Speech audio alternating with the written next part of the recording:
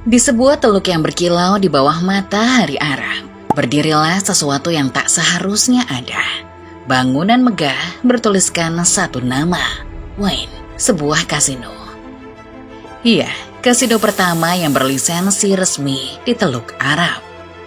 Kalian tak salah dengar, letaknya bukan di Las Vegas, bukan di Makau, tapi di Uni Emirat Arab.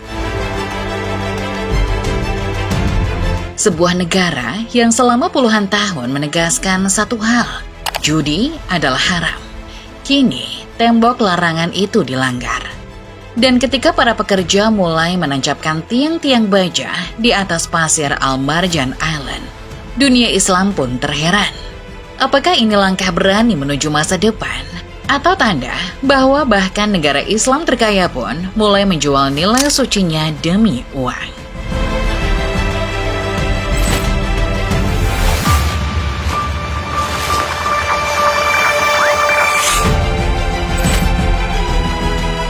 Uni Emirat Arab selalu dikenal sebagai wajah modern dari dunia Islam.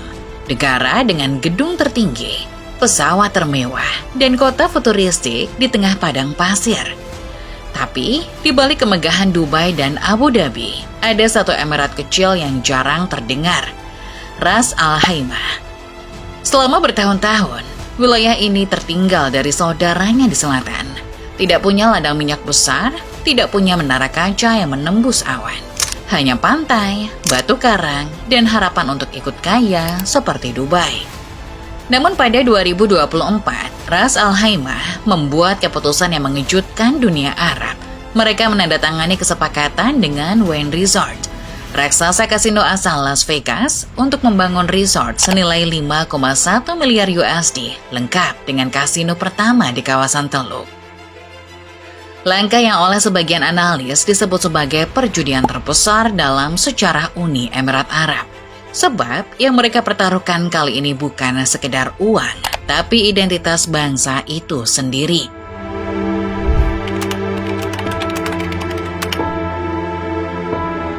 Pulau Al-Marjan, tempat berdirinya proyek ini, bukanlah tanah alami, tapi hasil pengerukan laut lebih dari 1 dekade lalu yang diciptakan untuk menyaingi Palm Jumeirah di Dubai, sepi dan kehilangan investor.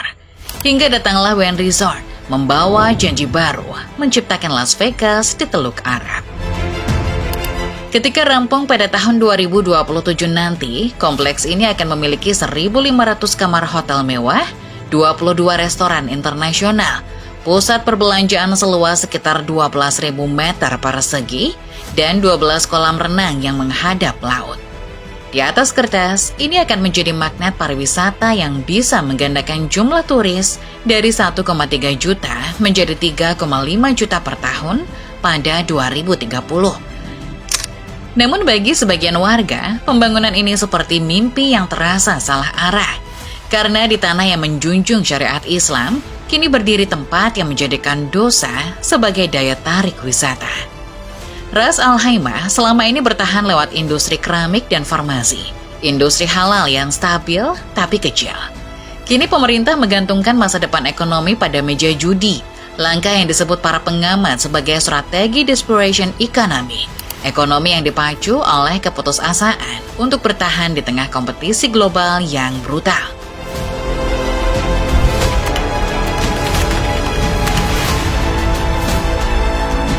Larangan berjudi adalah hal yang sakral di dunia Islam. Dalam hukum Uni Emirat Arab, praktik taruhan dilarang keras dan bisa berujung hukuman penjara. Tapi kasino ini muncul dengan justifikasi unik, bahwa pembangunan kasino tersebut untuk turis, bukan untuk warga Emirat Arab. Memang, lebih dari 90% populasi Uni Emirat Arab adalah ekspatriat atau orang asing yang bekerja di negara lain. Jadi, dalih itu terdengar logis secara ekonomi. Namun dari sisi moral tetap saja terasa munafik. Bagaimana bisa negara yang melarang rakyatnya berjudi justru membangun tempat judi untuk orang lain? Pertanyaan itu menggema di media sosial dunia Arab, meski tak ada satupun yang berani menyuarakannya di dalam negeri, karena kritik terhadap pemerintah bisa berujung penjara. Masalahnya, banyak warga lokal menolak bekerja di kasino karena alasan agama. Mereka tak ingin dikenal sebagai pelayan perjudian. Akhirnya, ribuan posisi kerja akan diisi tenaga kerja asing. Artinya, uang masuk tapi kesempatan keluar. Dan sekali lagi, rakyat hanya jadi penonton di negeri sendiri.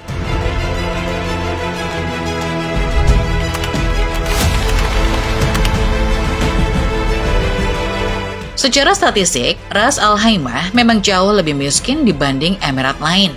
Tahun 2024, GDP per kapitanya hanya $31.000, sementara Abu Dhabi mencapai $79.000. Di balik angka-angka besar itu, banyak rakyat lokal masih kesulitan mencari pekerjaan. Bahkan lulusan universitas pun sering bersaing dengan pekerja asing dari Asia Selatan. Pemerintah menjanjikan bahwa hasil kasino akan dikembalikan kepada rakyat lewat subsidi rumah, kesehatan, dan pendidikan. Tapi, rakyat sudah pernah mendengar janji serupa dan hasilnya nihil. Banyak yang percaya bahwa keuntungan kasino justru akan menambah kekayaan elit penguasa, bukan memperbaiki kesejahteraan masyarakat. Sementara itu, Wayne memang mendapat hak eksklusif selama 15 tahun untuk mengoperasikan satu-satunya kasino di Ras Al Khaimah. Tapi keistimewaan itu bisa berakhir cepat karena pesaing sudah menunggu. Sementara di Abu Dhabi, MGM Resort sudah menyerahkan proposal lisensi kasino, mendekati titik awal legalisasi. Di Dubai, proyek megah MGM Grand Bellagio sedang dibangun, namun izin kasino resmi belum turun, menandakan bahwa pemerintah mungkin menyiapkan skema hiburan yang tampak seperti wisata, namun bisa berubah menjadi industri kasino di balik layar. Jika dua kota itu benar-benar membuka kasino, maka proyek Ras Al Khaimah akan kehilangan daya tarik. Turis kaya tentu akan lebih memilih gemerlap Dubai ketimbang Emirat kecil di ujung utara yang infrastrukturnya masih terbatas. Beberapa analis bahkan menilai langkah Ras Al Khaimah ini lebih banyak untung bagi Wayne daripada bagi Uni Emirat Arab. Karena Wayne bukan sekedar membangun kasino, mereka sedang menancapkan pijakan baru untuk ekspansi global. Dari pernyataan resminya, Wayne menyebut bahwa setelah proyek di Uni Emirat Arab selesai, maka 95% populasi dunia akan berada dalam radius penerbangan 8 jam dari salah satu resort Wayne. Artinya, ini bukan tentang Ras Al Khaimah, ini tentang peta dominasi global industri judi dan Teluk hanyalah pintu masuknya. Di Ras Al Khaimah, 2/3 pekerja kini beraktivitas di sektor jasa. Sebuah indikator bahwa Emirat ini telah jauh bergerak dari ketergantungan pada minyak. Itu berarti ketergantungan pada pariwisata akan semakin besar. Tapi pariwisata berbasis hiburan bukan tanpa resiko. Satu skandal atau pelanggaran moral bisa menghapus citra yang dibangun selama bertahun-tahun. Itulah kenapa para pengamat menyebut langkah ini bukan sekedar investasi ekonomi, tapi taruhan reputasi internasional yang nilainya jauh lebih besar dari $5 miliar. Proyek ini bukan hanya soal ekonomi, tapi juga simbol benturan dua dunia, agama dan modernitas.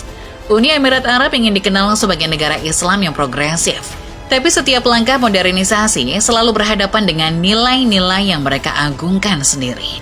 Kasino di Ras Al Khaimah adalah cermin dari dilema itu.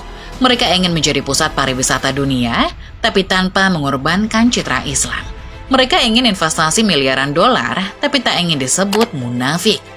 Pertanyaannya, sampai kapan mereka bisa menyeimbangkan keduanya? Karena ketika moral menjadi fleksibel, lambat laun uang akan jadi satu-satunya agama yang tersisa.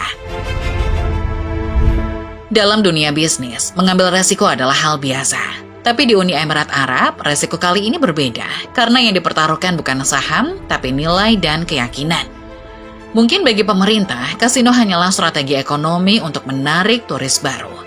Namun, bagi dunia Islam, langkah ini adalah pesan yang dalam, bahwa bahkan di tanah yang mengharamkan judi, uang masih bisa mengubah hukum. Kasino Al Marjan bukan sekedar gedung megah di tepi laut. Ia adalah monumen dari kompromi zaman modern, tempat di mana iman dan kapitalisme duduk di meja yang sama, menunggu siapa yang akan kalah duluan. Dan pada akhirnya, satu pertanyaan tersisa. Apakah Uni Emirat Arab sedang membangun masa depan atau justru sedang mempertaruhkan jiwanya? Karena pada akhirnya, gurun selalu punya cara untuk menelan keserakahan. Seperti kota-kota kuno yang hilang di pasir, peradaban yang lupa pada nilai akan tenggelam pelan-pelan. Bukan karena perang, tapi karena kehilangan arah. Dan mungkin bertahun-tahun dari sekarang, ketika lampu-lampu kasino Al Marjan mulai redup, orang akan bertanya lagi, bukan seberapa banyak uang yang mereka hasilkan, tapi seberapa besar harga diri yang telah mereka jual.